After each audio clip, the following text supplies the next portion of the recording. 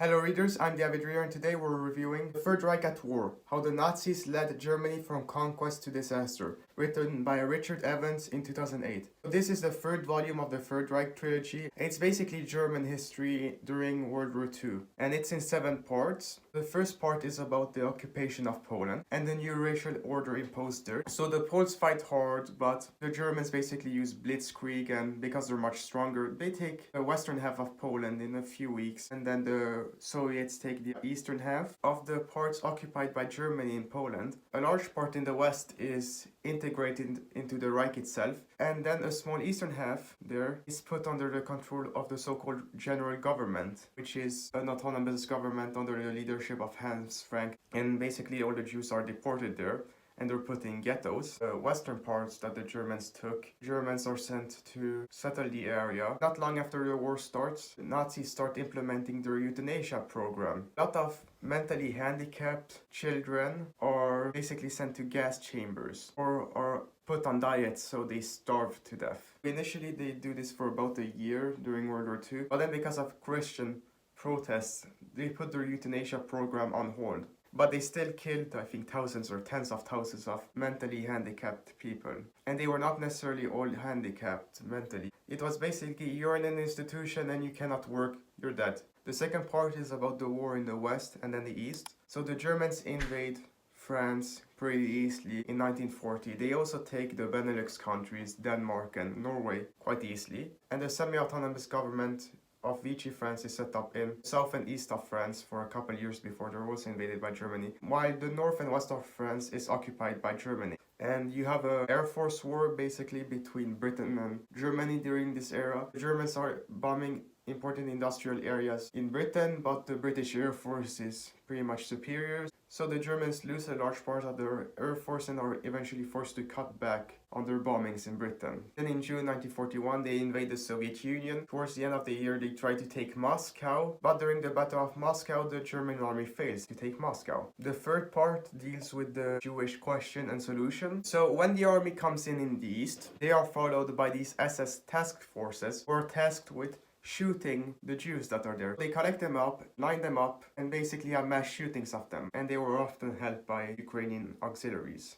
They also start setting up these Reinhardt action camps, which are basically death camps. So millions of Jews upon arrival there are killed on the spot in gas chambers. And then later on they set up concentration camps and they work Jews to death. Those who are too weak are sent to the gas chambers immediately. You also have these gas trucks that were used, so sometimes you had Jews killed in gas trucks. During the Wannsee conference led by Reinhard Heydrich in January 1942, the goal was basically determined, okay, we're gonna figure out a way to kill all of the Jews in Europe, including those in Scandinavia. They wanted to deal with Jews everywhere in Europe somehow, even in neutral countries. The fourth part is the economic and political order of Germany during the war. And the problem for Germany, especially once they declared war on the United States and the Soviet Union, is the Brits, the Soviets, the Americans, they were outproducing the Germans. So Albert Speer was thinking about a way how to increase German production. And one of these ways was to import forced labor from the east, send them to Germany, and have them work to produce food or armaments, for example. And they also had some people from France come in, but the French, of course, were treated better than the Slavs. And Albert Speer tried to make everything more efficient. The different types of things produced were reduced, so you had less types of planes, of tanks, everything was more standardized. And Albert Speer became Minister of Armaments in 1942. Evans also talks about the different occupation zones under the Reich. So in Belgium you had military occupation, so the Jews managed to survive quite well, most of them I think. While in the Netherlands you had a civilian administration, which is basically being administered by the SS, so most of the Jews in the Netherlands were killed. And because Denmark did not really resist the German invasion, they were a semi-free state kind of occupied. The occupation authorities weren't that harsh. Almost all of the Jews in Denmark managed to flee to Sweden. And you had discrimination against the Jews implemented in the east, but Hungary and Bulgaria, they refused to give their Jews to Germany. While Romania, they collaborated initially and then reversed course. The French were happy to collaborate to give their Jews to Germany. Especially foreign Jews were killed. Usually foreign Jews, so-called German Jews, were killed before the local Jews were killed. So if you were a German Jew in France, you were more likely to die than if you were a French Jew in France. And Goebbels had a speech in 1943 that we want total war. But here's the thing. Germany had gotten ready for a total war already before the start of World War II. Germany had a war economy already starting in 1933 or 1934. So you already had rationing, and slowly but surely the food rations got smaller and smaller during World War II in Germany. The bread amount remained pretty stable, but people got way less butter, way less meat and other products. In the fifth part, it talks about the downwards road, how Germany is starting to fall from grace. One of the turning points of the war is, of course, the Battle of Stalingrad. So a lot of German soldiers surrender in January and February 1943. And basically from this point onwards, the German soldiers are on a retreat. But Hitler always made these retreats too late. So he didn't have that many tactical retreats. So a lot of German soldiers got captured or killed needlessly because of the boldness of the Nazis. Then you also had the counterattack at Kursk, and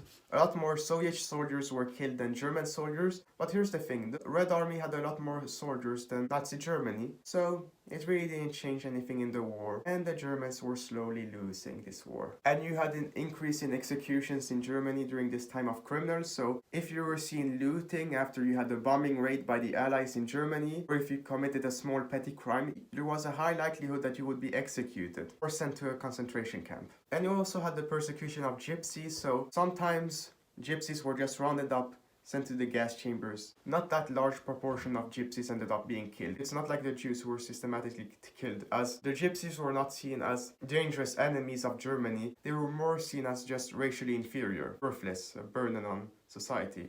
The sixth part talks about morality in Germany. So here's the thing, most Germans were not really comfortable with the discrimination against the Jews. And pretty much all Germans understood by 1943 the Holocaust is happening. So they tended to pretend that nothing was happening. You had a few Nazi fanatics who liked to take this opportunity to be mean to the Jews. By the way, the German army did not treat the Jews that much better than the SS. And Evans talks about that there was no substantial contribution to German culture during this era. No special art really, or cinema, or books, or literature, or music. The best things that were produced by German exiles or were produced in concentration camps by Jews. And the leading professions such as historians, doctors, they collaborated happily with exterminating the Jews. For example, some professions provided censuses to show where the Jews were, where the Germans could be resettled. And you had a lot of doctors such as Joseph Mengele who were willing to do experiments on children and other people, such as Soviet prisoners of war or Jews. So a lot of people were tortured or killed for nothing, as this medical experimentation didn't really help the armed forces of Germany, although that was the official goal of this. But towards the end of the war, as people were seeing that Germany was losing, you had resisting forming in the military. And on the 20th of July 1944, you have a failed plot by German officers to kill Hitler and take power. And after this, you have 5,000 people arrested, and then you have 1,000 people executed. And the seventh and final part talks about the end of Nazi Germany. So Hitler, towards the middle and end of the war, he was promising these wonder weapons, V1 and V2 rockets. So a lot of foreign laborers were used and killed to produce these things en masse. But they were not that effective. They killed maybe 5,000 people in the end. And the Allied bombings during the war were making a lot of Germans resentful against their own regime. They were not resentful against the British, although it was the British mostly who were bombing. They were resentful against the regime, that they had started a war and were now losing it. So a lot of people became disillusioned with Hitler during the last year or two of the war. They were quite happy when they were winning in the first year or two, but in the last couple years, they were quite displeased, and they did not believe the lies of Hitler and Goebbels that they were gonna win this war. Only a few Nazi fanatics believed them. So towards the end of the war, the Nazis set up the Volksturm, so basically a bunch of old and young people were supposed to be used as soldiers, but a lot of them ended up deserting. Another bunch of them just ended up getting killed by professional soldiers, as 50-year-old men are not effective soldiers exactly. And Hitler, and especially Himmler, they really wanted to exterminate the Jews. That's the goal basically of this war. So towards the end of the war in 1944, they occupy Hungary and they start having all the Jews deported, and later they set in their own Nazi-ish guy towards the end of 1944, and they killed a lot of the Jews in Hungary. And right before the war ends, you have some people contemplating negotiating peace with the Allies, such as Goering and Himmler, so they're fired from their positions. Hitler commits suicide on the 30th of April 1945, and then in the end of the war, you have a lot of suicides, especially among high-ranking Nazis such as Goebbels, Bormann, Himmler, Goering, but you also had a lot of Germans overall who killed themselves. But there was no mass sorrow or crying for Hitler's death, really. You had a few Nazi fanatics sad, but mostly Germans were sad that they had lost the war and they were afraid of what the West and East was gonna do because of the propaganda of the Nazis. And right towards the end of the war, you had these death marches, so a lot of Jews and other prisoners were sent on death marches across Germany.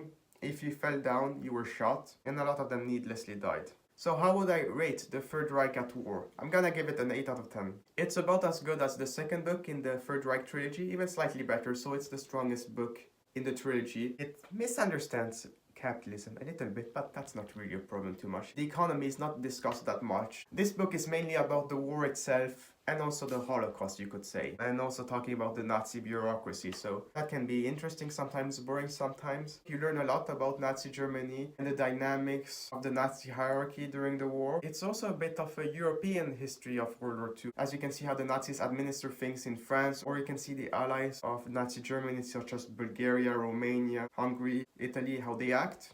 Richard Evans, this was a good trilogy of books on the Third Reich and on German history. Will definitely recommend it, although he slightly misunderstands economics, but that's not a major issue in this book. That's my only issue really with this series. The first one is a little weak, it's a 7, but the second and third book, they're both 8s. So a good history of Germany during the Third Reich. So this was the average reader's review of the Third Reich at War, how the Nazis led Germany from conquest to disaster. Written by Richard Evans in 2008, the third volume of the Third Reich trilogy. It got an 8 out of 10. I hope you readers enjoyed this book review. Check out some of the other books related to history and World War II reviewed on this channel. And I will see you readers next time.